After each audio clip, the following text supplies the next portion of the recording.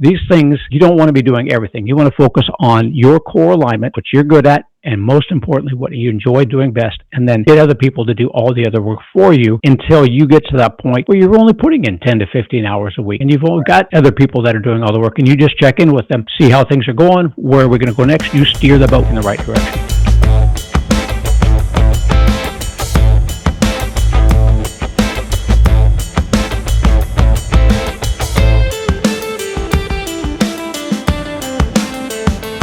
Welcome to the Practical Wealth Show. Today, I'm excited. We're talking about a recession-resistant way to build cash flow without reinventing the wheel, buying proven service business systems through franchising. My guest today is Greg Mohr, the founder of Franchise Maven.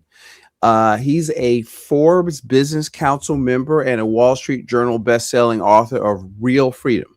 Okay, Greg helps high achievers and business owners evaluate, that's a key word, and like an investor, not an employee, so they can replace your W-2 income with reliable cash flow. And he's known for one of the simple due diligence filter. I love the 10 operator rule, and talking to at least 10 operators before you buy anything. Because we teach, let me finish this thought before I go there. And if you ever wonder, how do I buy a franchise instead of starting from scratch? This show is for you. Greg, welcome to the show. Curtis, thank you very much for having me today. It's an honor and a privilege. I appreciate it. My pleasure. My pleasure. So let's talk about, tell them what I didn't tell them. I gave you a background, and then, how'd you get into, I want to tell them, because you had a really successful career doing this and before this. And I'd like to know from who they're speaking to. So go into that and let's talk about some stuff, nitty gritty stuff.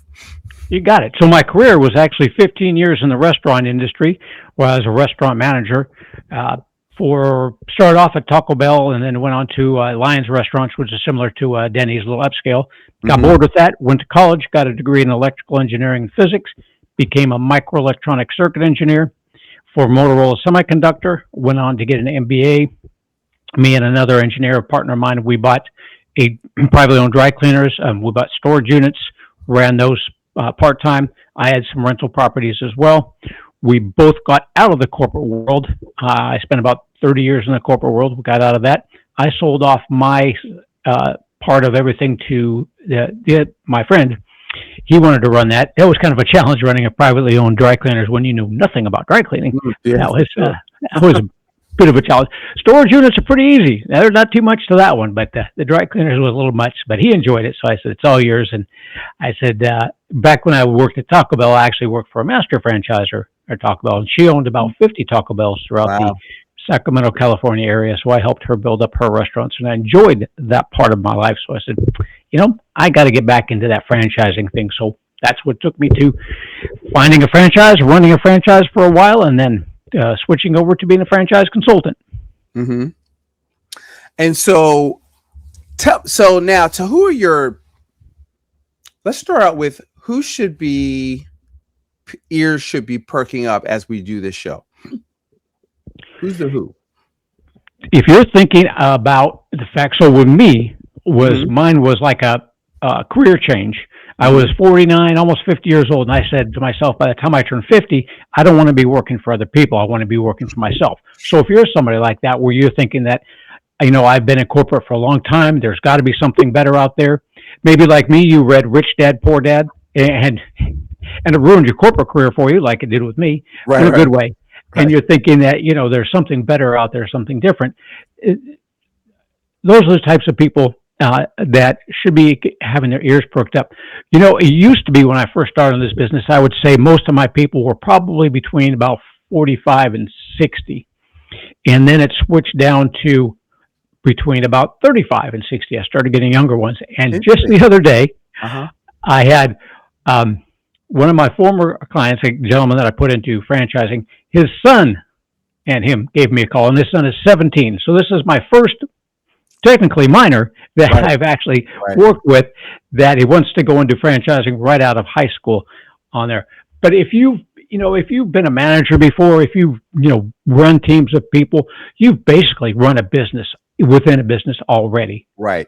So it's a pretty simple step then to just step right into a franchise, whether it be, you want to keep your day job, run it semi-absentee, or you're ready to go full in and just walk away from the job like I did, Yeah. and take a big risk. So those are the folks. I love that. So let's talk about service businesses as a overlooked asset class, because people hear franchise, they think, oh, I'm going to buy McDonald's, I'm going to buy Burger King, I'm going to buy I need what, $1 million plus to get a McDonald's. You need 2 to make money, but there's franchising is everywhere that people really don't think it is. There's a lot of service business around that. Can you expand on that a little bit as you say, overlooked asset class? That's correct. So most people do. They think McDonald's, they think $1 million investment, or Chick-fil-A, and they think, full-time work. But service industry, there's probably a franchise in just about every industry that you can think of out there. The service industry is a great one because those involve a lot of essential services, things that you and I, Curtis, use every day. So think of things like your air conditioning system and heating system, your HVAC system, plumbing, electrical, senior care, things around the house.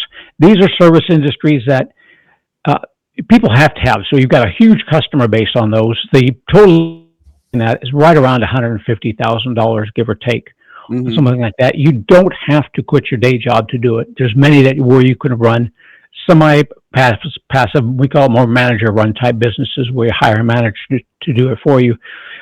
But those are the things like senior care is a really good one. If you want to help others, you want to be part of the community, keep your mom and dad at home a while longer so that they don't have to go to an assisted living facility. That's a great one. HVAC systems, heating and air conditioning, everybody uses those. I had Home Shield back when I was in Texas. If people don't know what Home Shield is, that they save you money on repair services.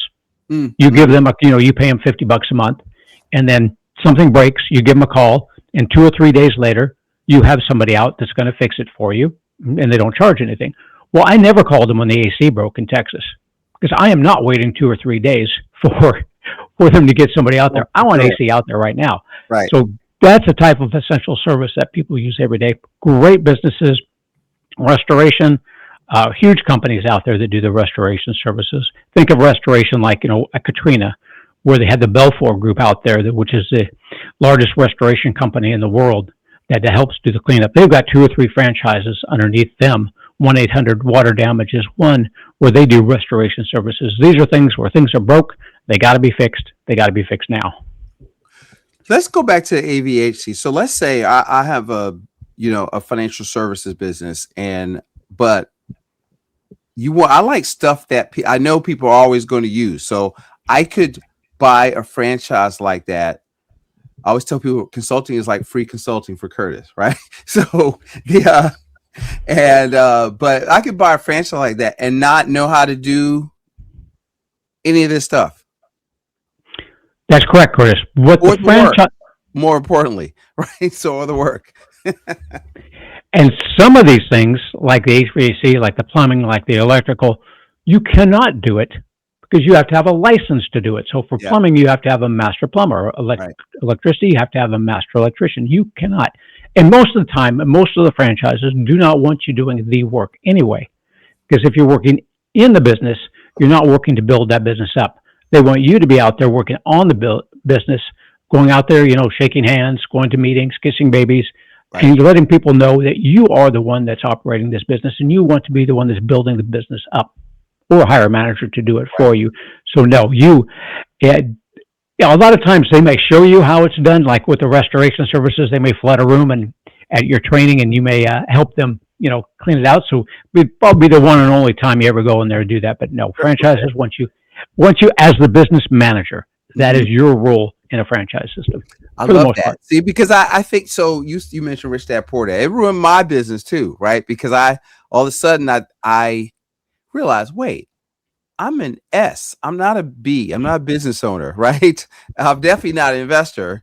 And then one of the things that we teach our clients, there's four asset classes: business, real estate, paper, and commodities. But when you look at the cash flow quadrant, all of the tax breaks go to landowners and business owners. So if you're a highly compensated W-2,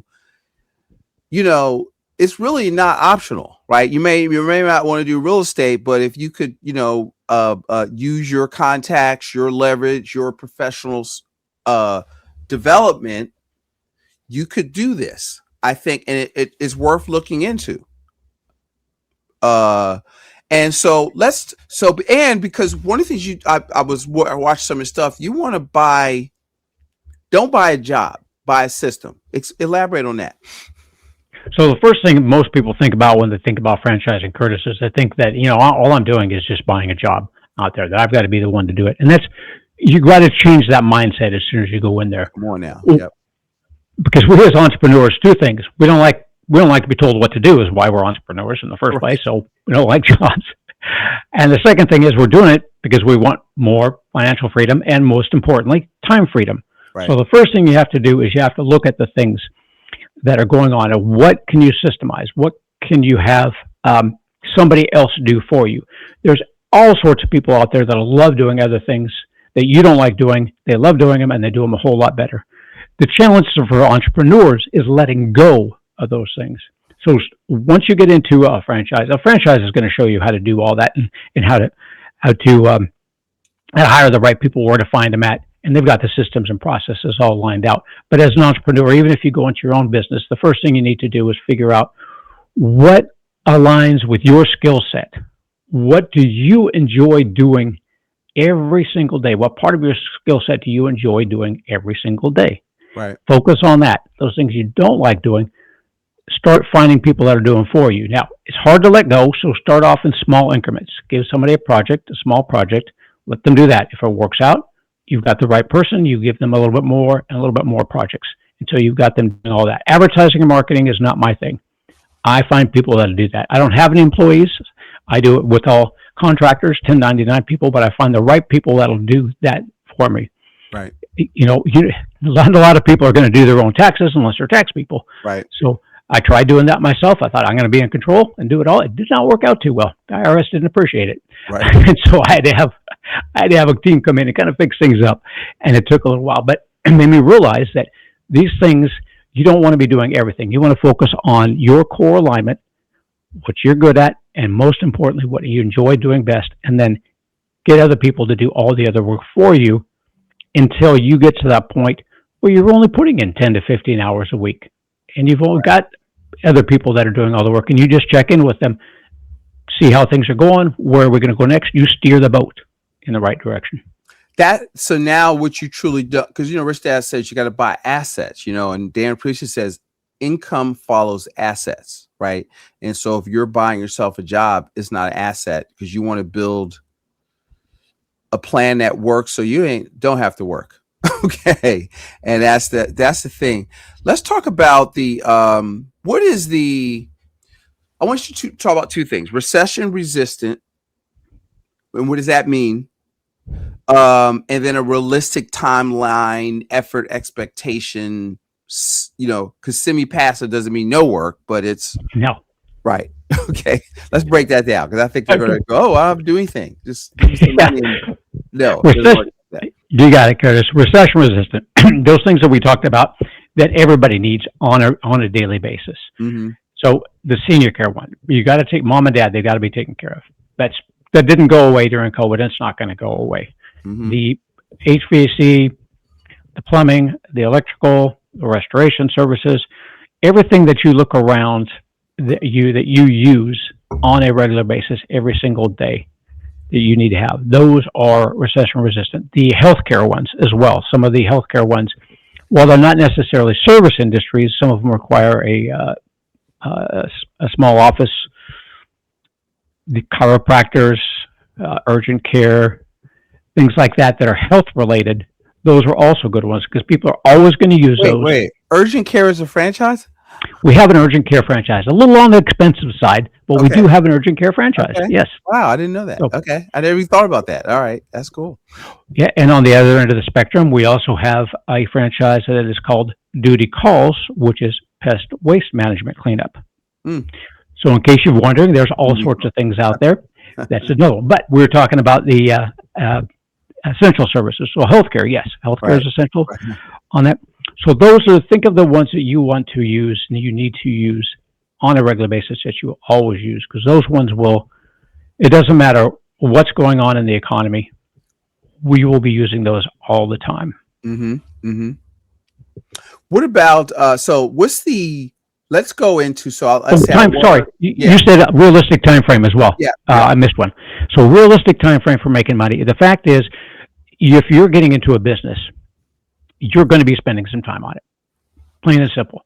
If you want to not spend time on something, then, put your money in the stock market, and then you can almost ignore it that way. Mm-hmm. But if you're getting into a business, you're going to be spending some time, 10 to 15 hours a week, depending on your management skill and style, maybe a little bit more, maybe a little bit less, depending on how much of a micromanager you are. So think about that. You're always going to be spending some time on it. Realistic time frame, if you get one that's a semi-absentee model where you're hiring a manager, you're going to take in a little bit less profit because you're hiring somebody to do it. Right. But 2 to 3 years to building up that income to where you have a work optional income now coming in on the side is very realistic. If you want to step away from your job, 18 to 36 months for a break even, is very realistic. Those service models, especially when you're looking at those things like some of our HVAC systems, you can bring in a great, top end of income is, $2 to $3 million on some of those. And if you get, more than one territory, you can bring in more, and then you drop in 20-25% to the bottom line. Senior care, you get 50 seniors coming into your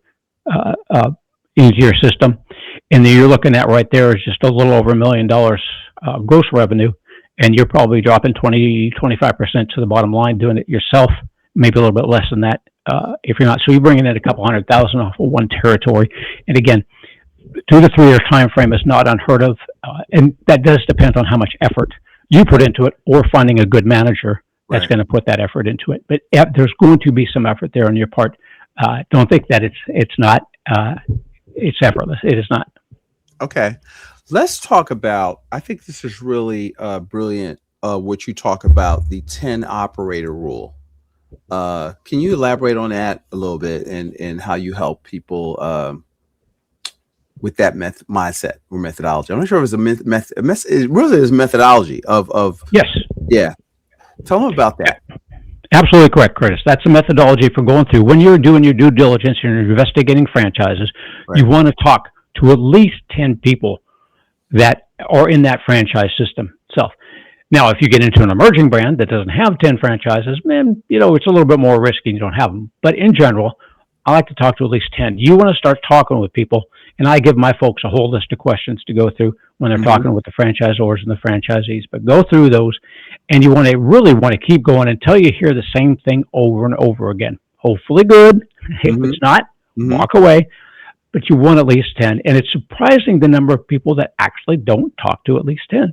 I had a gentleman that was talking to one of my franchisors, and he said, I've talked to 4 of them, and I went back to my franchisor, give them some more, and the franchisor goes, well, most people only talk to 2 to 4 franchisees. It's like, man, you're not going to get anywhere with that. I mean, very limited. And there's a couple of reasons for that. One is, what we just pointed out, is you want to talk to as many people as you can until you start hearing the same thing over and over again, so you got a good feel for the business. The other thing is those franchises that are out there in the U.S. today, for the most part, they give out protected territories. So you're not competing with the other franchisees on there. You're all building that business up together. So those people you're making friends with. So the franchisor is going to help you grow that business. But now you've made friends with at least 10 more franchisees that are out there. They're going to help you grow your business as well. But I always talk to at least 10. But if it takes more than that to keep going till you get a good feel for the business, keep going. Interesting. So are there any, I know you got, you'll give them the questions, but are there any, let's say, what are 3 red flags that show up in those calls that for you or for them that should make it an automatic no? Can you say anything like that? Yes. One of the questions, if you had it all to do over again, would you? If they say no, you probably want to walk away on that. And then what you want to take a look at there is how well did that franchisor support you when you first did the build out on that franchise on there. You want to make certain that that franchise was there every step of the way if they had any questions at all. you want to ask them if there's any surprises along the way, especially when it comes to the total investment. If you start hearing, it was a little bit more than I thought it was, because the franchisors have to have that outlined in their franchise disclosure document, your total investment. They do have a variance on there, but if it consistently goes above the top end of their variance that they have for the total investment, that's a red flag. You want to get away from that one, because they don't have a good idea. The franchisors don't have a good idea what it costs, and it may be costing you more than you want to put into it on that. And then the real good ones to talk to are ones that have done multi-units on there, and how they feel as they've grown up and they built up their multi-unit areas, is how well is the franchisor still doing for you after you've been in there for a few years. Do you still feel you get the value from that franchise? Because you're going to be paying a royalty from 5 to 10% on there, and that's really what keeps the franchise in business. But you want to make certain that you're getting something for that. So that's gross. That's off the gross, right? That's off gross, top end on there. So 10 to 50 or 5 to 10% is the standard on there. Some are a little bit more. I don't know if too many are a little bit less, but some are a little bit more because of the services that they may provide for you. So make certain that the long-term franchisees, especially the ones with multiple units, is that franchise still doing something for you today? Or because if they're not, you may as well just build it yourself and do it yourself. Okay. What can they... Well, I'm going to go to risk first and capital requirements, and then I want to go back to how much you can make. Like in my mind, I've got a threshold of I can't make X. It's not worth it. And I'm wondering what that number is. And but let's go to capitalization first. So what is undercapitalization in real term? Meaning, what runway do you want before day one? Like you mentioned a number about 150K to get into one. Is that all in, or should you make sure you have, because see, one of the things that we talk to people about, Greg, is in our planning process is liquidity, right? So one of our goals is to get our people saving, 15, 20% of their gross income where they have access to it. And I want 6 to 12 months of liquidity. 3 or 4 months is your emergency fund, but everything above that is your opportunity fund. So if you want to entertain something like this, you need to have access to capital. And I don't even love it in the qualified plans, even though I know there's things that you can do with qualified money to do this also. So you can you go into that a little bit? Absolutely. So first off, it's going to be depending on how you run that franchise business. If you're keeping your day job in there, then you could pretty much keep funding it from your day job. But if you're not, then if you're going to step away from your day job and just do it full time, then can you afford not to have any income for 18 months? 18 months. Okay. Definitely is something you want to do. The total investment's going to be, and it's going to be outlined, like I indicated before, in item number 7 of the franchise disclosure document. Total investment's going to be in there, but that's going to be all the money it takes to get that business up and running. Okay. So now you've got door up and running, meaning built out, doors open. That's it. Right. Okay. I want people to hear, because one of the things I was blessed. My family had always been self-employed, right? And so I heard 2 things from the time I was like 7. You never making money work for somebody else. 1, right? And then around that same time, like 9, 10, it takes my dad used to say it takes, because I remember asking him, we were in a store business, right? Like the little supermarket, but small corner store. And cool. I would see people, I would notice he would go see a friend of his. We'd drive back by and the store was closed. I said, Dad, why are these people open and close? He says, because most people just have enough money to open the door, but it takes 2 to 5 years to build a business before you're profitable. And you have to be able to hang in there for a couple of years, which is you're alluding to. And a lot of people they miss that part. So let's talk about that. Okay. That's true. So a couple of things there with what you said, Curtis. One is that when you open it all by yourself and you haven't done it before, a business like that, it's going to take you a little while longer. The franchisor themselves already did that. Yeah. They did that part. So you made the mistakes. You figured out what worked and didn't work. All cost you money. Now with the franchise system, the franchisor has already gone through those mistakes. They know now what not to do. Most Right. importantly, they know what to do. So you want that franchisor to get you where you want to be 2 to 3 years quicker than if you do it yourself. Yep. Okay. On that. Yep. Still, that 150,000, like we indicated, we're talking about, it gets the doors open. So now beyond that, you've got to do a projection. You've got to build out a pro forma to put a projection out there to figure out, what are my ongoing fixed costs if you get a building, if you need a building or an office, or if you get into a brick and mortar type franchise. And then you need to look at what are my payroll costs going to be. And, if you get into the senior care is pretty simple because you got a small office and your costs for employees, your employee costs only go up as you bring in more seniors. So that's kind of a wash.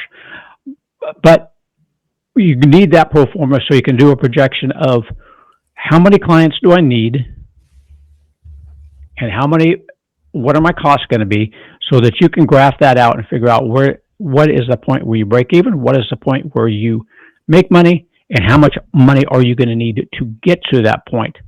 So franchisors quite often will help you work that out. That's one of the things that you'll figure out as well as when you talk to the franchisees, find out from them.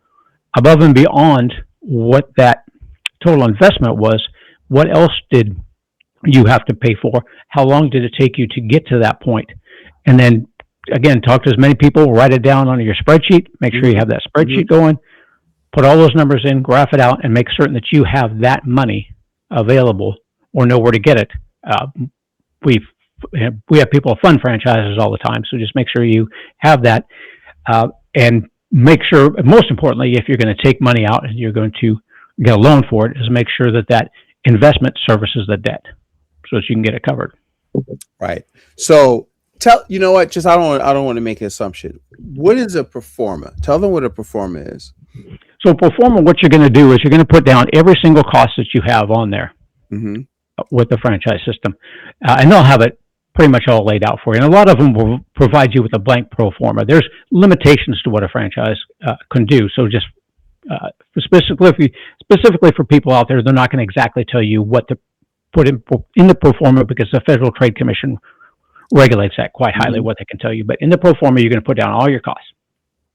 And then you're going to put down your different income areas on that.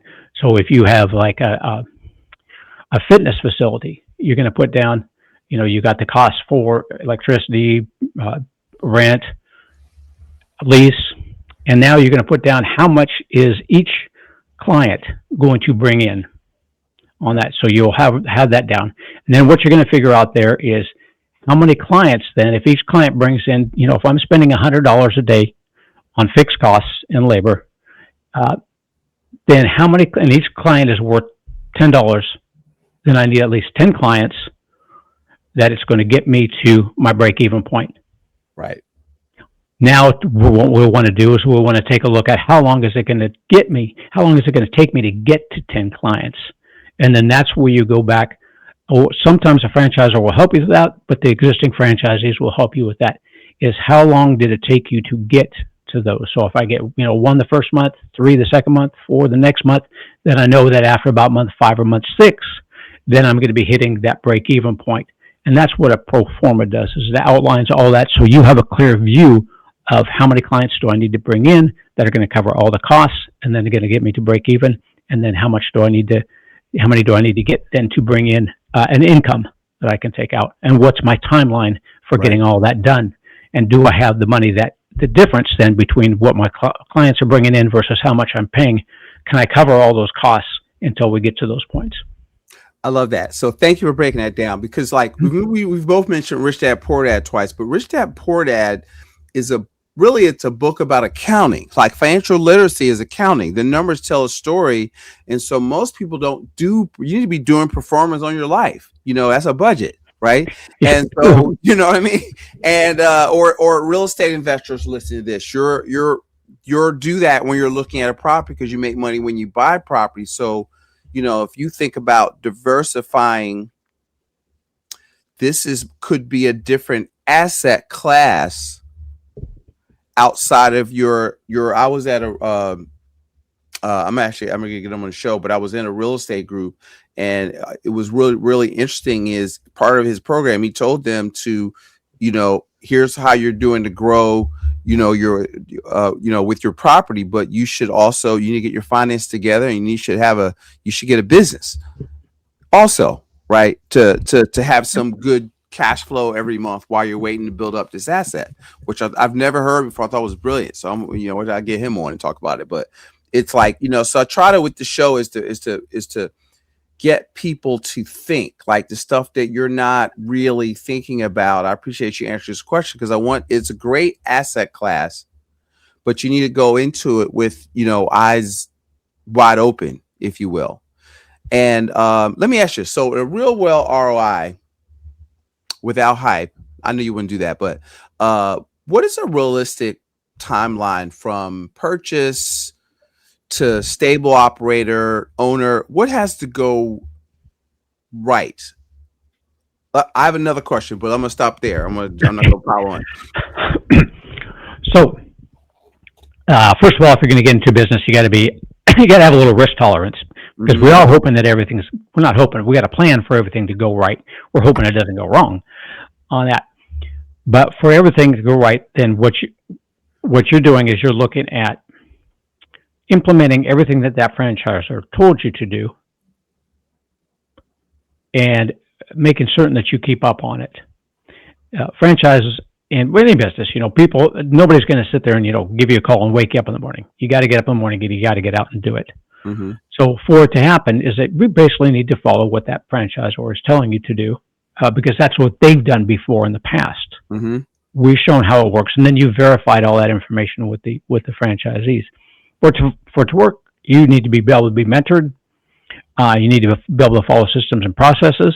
Mm-hmm. If you can do that, then your chances of success in almost any franchise, and as long as it's aligned with your skill set, and it's a skill set that you enjoy doing on a regular basis, then those are the things that need to be in place for you to be successful. Okay. And I had another question. I'm talking, guys, so this is inside baseball, and then I have notes to prompt me in case I forget. Because what I start doing is I'm listening. I'm like, yeah. And I just listen, and like, I try to make the show like we were having a beer somewhere, and because I'm curious, and I just like how to break down how stuff works. So, and sometimes I'll get all, but I want to, I'm trying to get y'all some information so that you can think about this stuff. And, and if it's a good fit, I want you to reach out to Greg and talk about, hey, could this be a way to, because see, one of the things I help people through, Greg, is a concept, a little exercise we take people through called Retirement Ready or Not. And it's hard to accumulate your way there, meaning, most people, according to I think it was a study, like the average 6-year-old has less than 200,000 in their 401k. And even if you had $1 million, if you use the safe withdrawal rule, and let's say you're already making 150 grand a year, you got $1 million, let's say you can get 5 or 6% off that 5% is 50 grand off $1 million. So, you know what I mean? You need this. What I'm trying to bring to light is not optional. I really want you all to focus on what can I do to build cash flow, because you can't eat equity. Okay. You know what I mean? You gotta build cash flow. And so how I wrap this up into our planning process is I want you to learn how to buy or build assets, real assets but you gotta learn how to think like a business owner. You gotta, as part of it is transforming. Let me ask you, you kind of answered this. I want to go a little bit deeper on this. What's a real as we wind down? I'm thinking of stuff that's coming to me as we go, so it might come all over the place. But what are a semi-realistic, semi-passive weekly schedule? What would that look like? And what are the owner's non-negotiable duties? One is you're going to be meeting with your manager on a regular basis. Okay. That you always have to do that. So you have to plan out some time for that. Mm-hmm. And then you really want to stop into the business every once in a while to meet everybody, to meet your team, to meet your teammate. So you generally want to have a meeting with the whole team. Once a month is probably good, on Okay. that. More the merrier, because the more they get to see you as the owner, the better that is. But you really need to plan for going over your P&Ls, going over your key indices that you're trying to accomplish. Like, how many Mhm. clients do we have this week? What are we doing to get more clients? Where's the, if there's a difference, what happened? How can we improve on things? And then you also want to meet with your franchise people, or the franchisor, and whoever they have as your mentor, as your person that you're going to develop. So you're going to need to plan on a few meetings on that. Sometimes you can do it in the evenings on that, but it's probably better if you have some time during the day. I don't know that I put too many people into a franchise that they could not, if they wanted to do it, manager, runner, semi-passive. Mhm. I don't know that I've ever put anybody in there that couldn't step away from their day job during the day at some point in time to do it. I've had a couple of people that have said that they couldn't step away from the day job. I pretty much tell them it's not going to happen. That this is not for you. If you can't step away during the day from your day job, then a franchise at this point in time is really not for you on that. So you've got to make certain that you can spend some time away during the day. Step away, meet with your team, meet with your managers, meet with the franchise development people, and you want to make certain that you have a clear guidelines for success for your manager, and those all outlined. Go over those with your franchisor, a development person that's going to be helping you grow that business, what you need to do this week, this month, this year, and then on a regular basis, meet with your manager. Where are we at with this? That will pretty much, depending on how much of a micromanager you are, 10 to 15 hours a week should suffice, if I can say that. You may need more.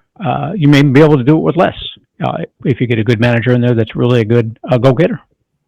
So, Greg, tell them. So I want you to talk about you now. Tell them your business, how you help them get into this. Because basically what you do is you help them find the perfect fit for them. I'm guessing. Good guess. Right. Correct. Okay. Tell them about that. Correct. So what we do, you and I, Curtis, we sit down together. Mm-hmm. First phone call is I just say, ask me anything you want about myself, and what are your expectations for a franchise? Mm-hmm. I make certain that your expectations are not way out there. I want to be, a millionaire in a year. Well, that's not going to happen. Right. I want to make sure your expectations are correct, and I want to make certain that you know me. So we'll get all that out of the way. Have you fill out a questionnaire, and then I have a whole bunch of questions for you, and I'm going to be looking at where have you been? So what do you bring to the table? What's your skill set? What have you done in the past? What are your likes? What are your dislikes? Where are you at now? How much time do you have to invest in that franchise? How much money are you comfortable investing in a franchise? Not how much you have, but what are you comfortable? What could you write a check for and you'd be okay with? Mm-hmm. And then we want to look at where do you want to be down the line 5 to 10 years from now? Do you want to set this franchise up so that you can sell it 3 years from now, which I've had some people do? Mm-hmm. Do you want to turn it over and make it a legacy for your kids? I've also had some people do that as well. So we want to make certain that when I'm looking at franchises that are going to be for you, that we've got that long-term plan in mind. Then what I do is I work with about 750 different franchises in many different industries. Mm-hmm.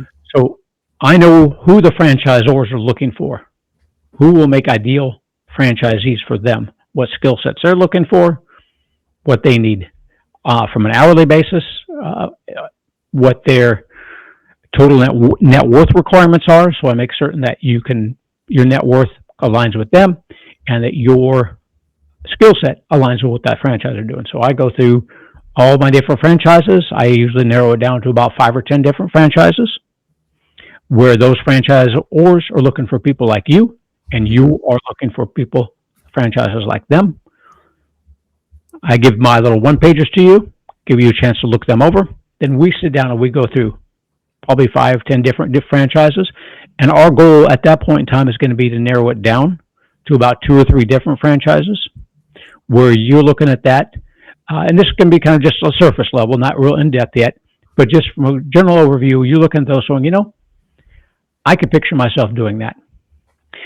Then we get into the nitty-gritty. Then I introduce you to the franchisors, and then we go through the due diligence process together We investigate them.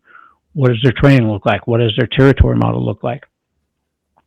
What does their support systems look like? Go through their franchise disclosure documents.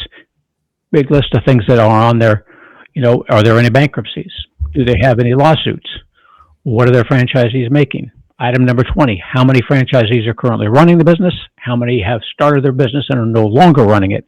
Quick and easy math to get a success rate, we're looking at 85, 90% or better. We get you funding. We have people that fund franchises all the time. As long as your credit's decent, very simple thing to do. Franchise attorney. You get to that point where you want to start looking at the franchise agreement. I've got a franchise attorneys, 2 or 3 of them that you can choose from that will let you know really what you're getting yourself into and make certain that you're okay with it.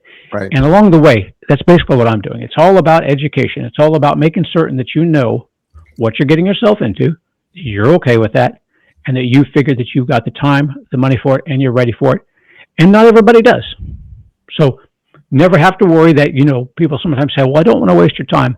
Well, it's not. It's just an education. I realize the fact that as I take people through this process, some people are going to get to that point where they're like, no, I really can't do that right now. I don't have the time. I don't want to spend the money. Perfectly all right. That's what it's all about. Get you educated. Quite a few of those people actually come back after 2 or 3 years, and they're like, all right, I'm ready now. I've got everything in place. Right. We're good to go. But that's what I take it to. CPAs, got the same thing. Get everything that you need so that by the time you get there, I don't know that you're necessarily 100% certain that you're ready to go and that everything's going, but you're at about 90% that, this is a franchise for me and I'm good to go. There's always going to be a little bit of uncertainty and nervousness. I think I probably woke up screaming the first night or two after I bought invested in my franchise. A little nervous about what was going on because it's something new and different. But education all the way, getting you the information you need to make an informed decision one way or the other. I love that. And how they're going to, I hear them, the wheels turn around. How much does this cost me? That sounds like a lot of work. How much, what's your fee is what they're thinking? Oh, my fee. Yes. My fee. That's $0. Yes, I'm free. So franchisors pay me a referral fee. So if you decide to invest in that franchise I introduce you to, they pay me a referral fee. So there's no charge to you for my services. So I've got to be darn good at what I do. Right. And I want you to tell all your friends. And in the case of my most recent client, send me your kids. Right. I love that. I mean, you got to have a system. Just, you got to have what's the whole title of Rich Dad Poor Dad? I know we've referenced it like 4 times in it, but the whole title is Rich Dad Poor Dad, what wealthy people teach their kids that the poor and middle class don't. And if the school system doesn't mess them up, they teach them how to, business don't teach want your kids to be in business. So I'm going to go over there where I was thinking about it. But I'm not going to say keep us both out of trouble. All right. So how can they find you? Tell them how to, where to, mention your books. Okay. And tell them how they can follow. So he's holding up, if you are listening to this on the podcast, Real Freedom. And you have another one with Kevin Harrington. Yep, From Idea to Empire with Kevin Harrington. I don't think I have my copy with me right there, okay. But I even got an interview out there with Kevin, and he did some infomercials for me as well. Good guy. What I'm going to do is, I've thought about while we're talking, I'm going to do a little. I always tell people, don't, I like to get, because I'm going to do this with our people. I think it's a good thing for our client base. So I'm going to build a business buyer readiness assessment, right? So let's assess if you're ready. And then just preliminary stuff. And then, maybe him and I can, I can do a personal introduction and y'all can go do whatever you're going to do. So that's because I'm trying to, work through, if you're listening to this, is this, like I tell people, look, investing is about becoming something, not about buying something. And I'm not here to tell you what you should, neither is Greg, right? What you should become, right? You have to do the research, but you've got to be willing to do I can't talk either, to do the due diligence. That's the word. That's becoming, right? Right. And, I always tell people the 3 rules of investing, and I want to give you the last word is, what we teach, Greg, is invest in what you know or invest in knowing. Okay, that's rule number 1, right? Our rule number 2 is invest in what you can control, right? Can your knowledge influence the income, the profitability? Does it cash flow? How much and when, which we've talked about, right? And then our third rule, Greg, is don't chase returns, right? Because you're not investing, you're speculating, you're gambling, right? And so most people are focused on number 3, right? And because everything else sounds too much like work. But to me, this is better than trying to go out there and even buying businesses. Like, at least you already got a business in a box where all the marketing, all the numbers are already figured out, right? And then you could, True. because if you look at like Shack or, they have like, they're buying in the equity in the companies, but they have tons of franchises that they're buying into to and build an empire on, because he's not at car dealerships or at whatever else, not pizza, he's in the other thing. But Waters, I know he's got a lot the fitness franchises. I mean, and they're putting their capital into those type of things, and is still working on TV and still basically has a job and has equity in a lot of different businesses. My thought is, why can't we do that on the, regular people do that? And from what I hear from you, they can. You can. Maybe not as big a Shack, but you got to start somewhere. And what he does is the things that he uses. I forget which fitness, but you're right. One of the fitness things he used, so he got into that one. And one of the restaurants he ate at, and he liked it, so he got into that. Right, exactly. And then I believe if the story's correct, the gentleman from Starbucks had approached him earlier in time, and he didn't believe that anybody would pay that much money for a cup of coffee, so he did not invest in that. So he didn't believe in it. So you go with what you believe in. Right. And Magic did, and then the rest is history. That Friday, and they didn't really franchise before that. So, that's the thing. It's like, be in business, whether part-time or full-time, but our tax code is designed for landowners and business owners. So you really, especially now, as we record this with the big, beautiful bill and all that kind of stuff, it's designed for business owners, folks. Y'all got to get in the game. Very true. Anything I forgot to ask you, any closing thoughts as we go? I thank you for your time today, because I think we gave them a good, I don't know what else you need to know. You don't need, it's a lot you need to know, but don't need to know much to, hey, I should consider this. If I'm fit these criteria, this is something that we should be looking at as part of our portfolio, as part of your investment portfolio. I think is to look at it that way and not buy yourself a job. Yep. And go to franchisemaven.com to get a hold of me. Franchise, MAV as in Victor, EN.com. Email me at greg@franchisemaven.com, or pick up the phone. Give me a call at 361-772-6401. And there's probably a franchise out there for everybody, but everybody is not for franchising. Good option to look into. I love it. All right, we're going to let that be the last word. We're going to put all of Greg's information in the show notes. Guys, we thank you for listening. Forward this to somebody that needs to hear this. They're thinking about it, looking at a career change, whatever. What we want to do here on the show is give information so that you can make better decisions. And Greg gave you a lot. Greg, I thank you so much for your time today. I'll say this morning, but today it is morning as we record this, but today. And y'all go out there and make it a profitable day. Greg, thanks again. Thank you for having me, Curtis. I appreciate it.